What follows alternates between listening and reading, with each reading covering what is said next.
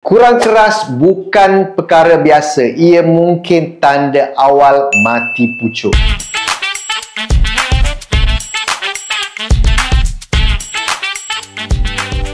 Yang ketiga, hilang morning wood. Kalau anda perasan, Zaka dah jarang atau langsung tak mengeras waktu pagi, itu satu lagi tanda besar. Sebab ereksi pada waktu pagi berlaku secara automatik masa fasa tidur REM. Ia tak perlukan rangsangan pun. Jadi, bila morning wood makin hilang, ini bermaksud ada sesuatu yang tak kena dengan sistem hormon, saraf dan juga salur darah. Dan ini bukan isu tidur semata-mata. Mengikut kajian, lelaki yang tak ada morning wood secara konsisten selama 2-3 minggu berisiko tinggi alami masalah ED. Jadi, kalau anda alami salah satu atau lebih simptom yang saya sebut tadi, ereksi makin lemah, susah nak kekal keras, atau dah lama tak ada morning wood, itu bukan kebetulan. Itu tanda bahawa badan anda sedang hantar signal mati pucuk bukan berlaku secara tiba-tiba, tapi datang perlahan-lahan. Lagi cepat anda sedar, lagi cepat anda boleh rawat dan pulihkan semula prestasi. Kalau nak tahu rawatan yang lebih tepat, Kim Wellness ada pendekatan perubatan yang menyeluruh, termasuk rawatan hormon, rawatan aliran darah dan juga latihan otot kawalan. Jangan lupa untuk like, komen dan juga share untuk lebih banyak info kesihatan lelaki. Saya Dr. Samhan, jumpa lagi dalam video seterusnya.